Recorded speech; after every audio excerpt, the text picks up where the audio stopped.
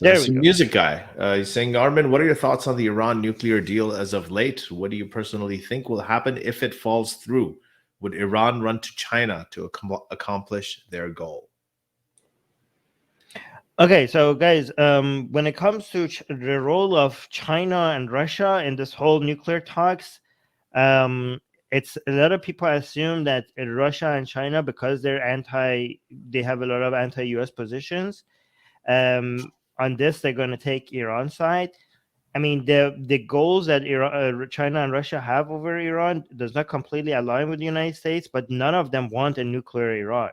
Okay, as much as Iran uses China and Russia as a balancing tool against the United States because they could still deal with them, the Islamic Republic of Iran is completely alone in its nuclear ambitions. Like, this is something they're all united on. Russia, China, and Europe and the United States, they're all completely united on not wanting a nuclear Iran. Um, the way the way you have to look at China and Russia's role in this whole negotiations is that they want Iran to be their role in this whole negotiation is for Iran not to have normal relationships with Europe and the US, but not so much. So they want to make sure that the trade and negotiation. So they want to make sure that Iran could be used as a weapon in the region against Europe and the United States, but they don't want to go as far as making Iran powerful enough to have nuclear weapons. Okay, that's too much. Right? They want Iran to be like this injured dog that is weak enough for it not to be a problem for them, but still but not in the but also not too weak that it's dead, not so much that it's like completely useless as a proxy against the West, right? So somewhat of a nuance, somewhat of a like a chess piece against Europe and United States, but not a nuclear Iran, right? So that's how you have to look at their ambitions of China and Russia when it comes to looking at Iran, which is like kind of evil, right? If you think about it, because the Iranian people have to pay for that, for their country not to be in this like um middle zone. But let me actually see what the rest of the question. What are your thoughts on Iran's nuclear deal as of late? For a lot of people, like one thing else I want to add to this, because I could talk to this for hours, and I think we're going to eventually have a live stream about this soon because of the direction that the nuclear talks are going.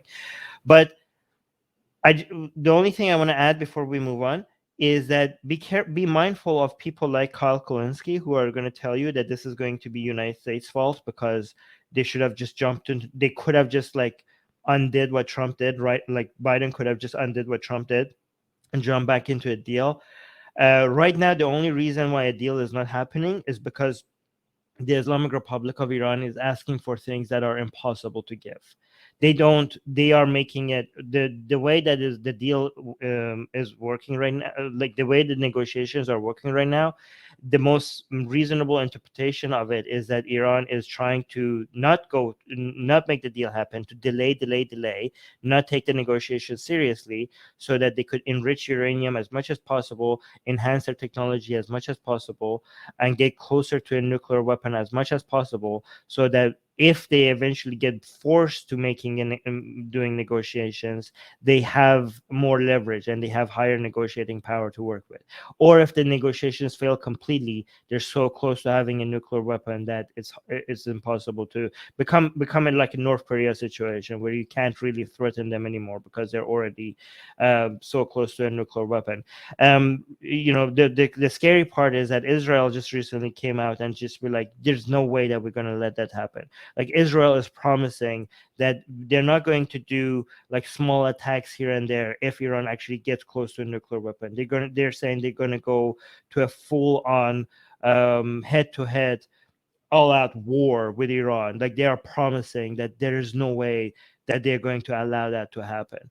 So this could, like, it's not an exaggeration to say that this is making an outright war where like you have Iran, maybe Syria and Lebanon or Hezbollah on one side, and Israel, United States, and Europe on the other side.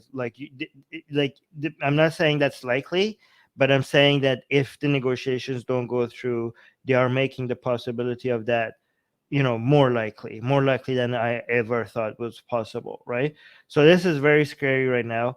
The problem is that there are many in Iran's politics is very complicated. There are elements with Iran's politics that wouldn't mind the sanction, like would prefer the sanctions to continue. And also, I just want to say this. I know this might just because Trump might come back into power in 2024. This is all Trump's fault. Okay, this works so much in favor of all the hardliners in Iran. Once the negotiations escalate, we're going to have an entire stream about this. But we wouldn't have been here if Trump didn't give the Iran all the opportunity to enrich uraniums to this point. As bad as you could criticize Obama's deal and say that there was a flaw here, there was a flaw there, they shouldn't have given this and this and that. It held Iran back for a while, and now Iran is going to be in a much more aggressive position because of Trump pulling out of the deal. It was absolutely a wrong decision. It was absolutely horrible, and now we have to deal with that mess. If this turns into a war, basically Trump is responsible for bringing. It's going to be insane. It's going to be insane. It already is, but it could escalate even more. Hey guys, if you want to join these streams live, get your comments and questions read by Ali and Armin and the guests, and most importantly, to get full access to the full video versions of all these episodes, become a patron. Link in the description below.